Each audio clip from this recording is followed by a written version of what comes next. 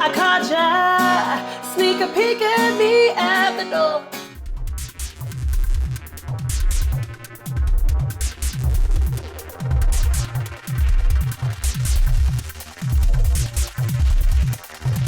Thank you for joining us for another episode of Entertainment Buzz. I'm Brooke Summers. If you haven't already, we would love it if you would follow, subscribe, and share. Joining us today, we have new country music artist, Larysa Jaye. Hey!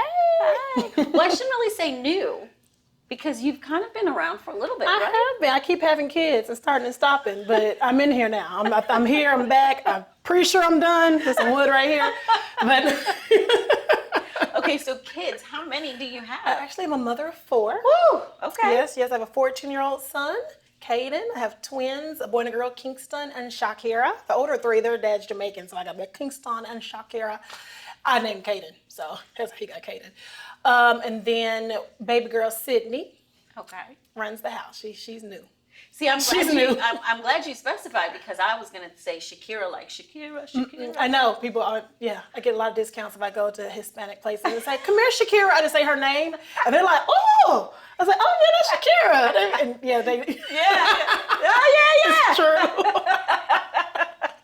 Yes, but no, Shakira. Okay, so you're twins. You know, some twins have that, like, communication, that secret twin language, do they? No, they very much so relate to each other as big brother, little sister, because he was born 2 minutes ahead of her. And so 2 minutes is a lot. It's a lot. So I'm the baby. She's like, I'm the baby. And and she makes them treat her as such. So Okay. Does he act as protective big brother? he does. Like when we put him in school, and first they were in separate classes, I was like, no, this is too much. We put him in the same. And I was worried about her, and it was him. Like he just wanted to make sure he protects his sister. He's very emotional about it. Oh, that's so sweet. It is. Sweet. Now, do you sing to them? Do you try out your new songs on them? I do. They don't really say a lot. They know all the songs I sing. They sing along, and the baby girl, like I said, Sydney's 3, so I think that she's gonna be the one that comes and like, Mom, move. Let me show you how it's done. I'm pretty sure but her dad's in music as well, so Okay. yeah, I'm sure she's gonna come show us. I got it.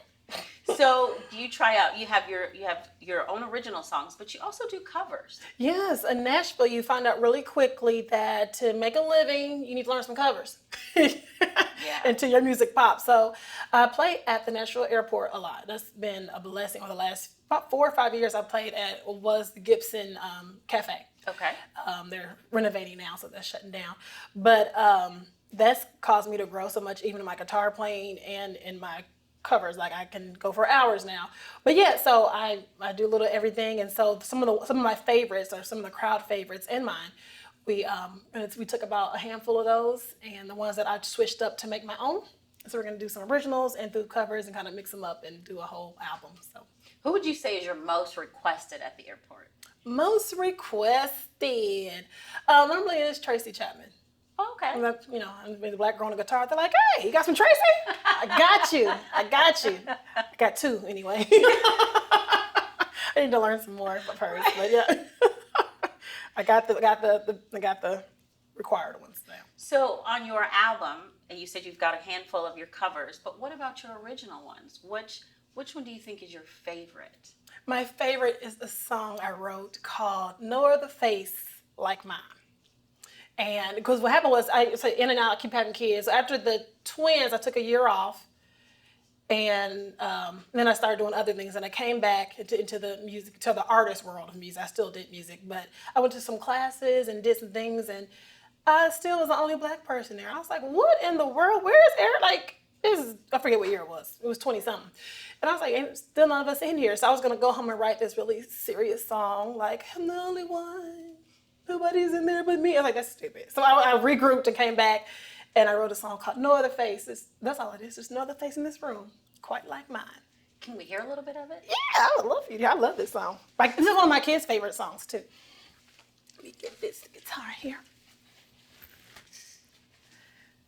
Ooh, I can't do it all because you gotta go buy it. You gotta go buy it. Right.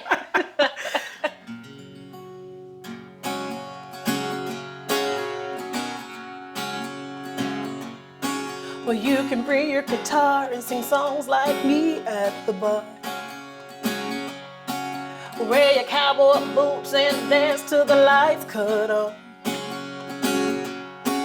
Learn the Redland songs and sing at the top of your lungs. But you know, it doesn't matter just how hard you try, 'cause there's no other face in this room quite like mine. I caught ya, sneak a peek at me at the door. I saw you. And if you even stare me down from my head to my feet on the floor, I thought maybe it's my jeans, maybe it's my style, something in my teeth, is my hair going wild.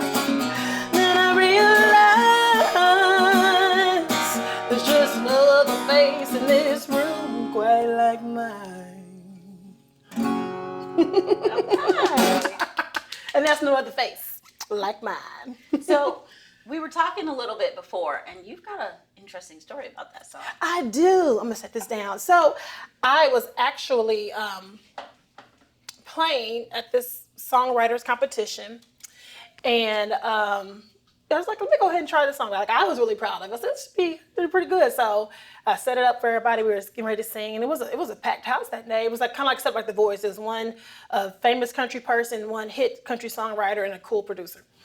And so I did that song, and everybody was like, ah! Like, it was like standing ovation, cheers, clapping, like, oh, girl, you're awesome. Like, oh, thank you. You know, make you feel real good. And they stopped and they looked at me, and they were like, well, we just know there's probably more soul in there than that. What was the audience reaction to that? I think everybody was like, what? like this was like the best ever. And they were just like, and I was like, I didn't know, first of all, we put the country down for a second. No, like, I didn't know it was a singing competition. Right. But no, this is part of the things, you know, when you're in that world, things that you deal with. Because like, they expect Black girls to sound a certain way. But I've dealt with that even not sounding Black, even growing up. My mom kept us pretty sheltered, and we're in the hood part of Kansas City, and my mom kept us together, and you know, like, oh, you're a white girl, you sound like this. So it's like, on one side you feel like you're not Black enough, and over there then you're too Black. And it's just, it's a good, I think it's a good space that we're in.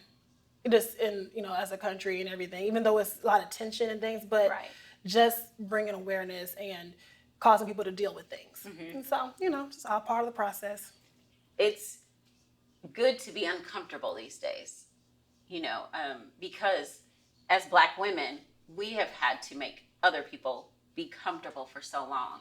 So I think it's good that the country is uncomfortable in having to deal with that. Yes, bro. Yes. Yes, ma'am. It's true. Mm-hmm. So you mentioned Kansas City. That's where you're originally from. How'd you end up in Nashville? Oh, Kansas City, Kansas. My family moved out here way back. I've been in Nashville. I can't tell you, I don't know how old I am. But anyway, yes, I've been in Nashville a long time. We moved out here at the end of my junior, I had 2 months of my junior year in high school, and I did my senior year here. Okay.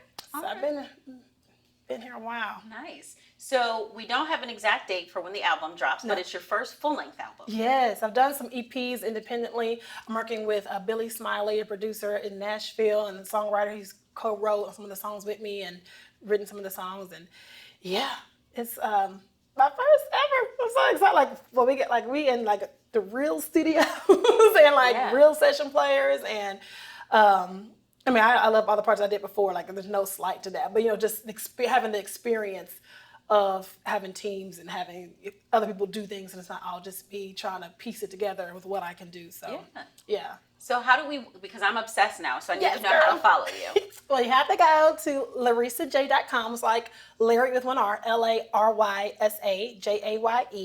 Larysa Jaye on Facebook, Instagram, TikTok. I'm trying to keep up. I have a 14-year-old, so that helps a little bit.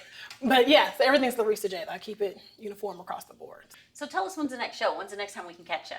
Well, you can catch me all the time, not all the time, but at least a few times a week at the Nashville airport. You can go to my website, LarysaJaye.com. And then, there's so many dates in so many places. I know, just find me. Puckett's, it keeps me on the rotation. It's a real renowned spot in Nashville. They have a few different locations in and outside the city. and I play there a lot. Places in Franklin called Grays on Main. The National Museum of African American Music's coming up. So a lot of cool things, and we're going to be in Cheekwood. It's like a real beautiful botanical gardens. Yes. And so I'll be playing there as well on some of their Tuesday night series. So you're just gonna find it. I'll look at my calendar later. I'll text you or something. Okay. Well, I have had such a good time talking to you. It's been an honor. Thank you so much. Larysa Jaye, and this has been another episode of Entertainment Buzz.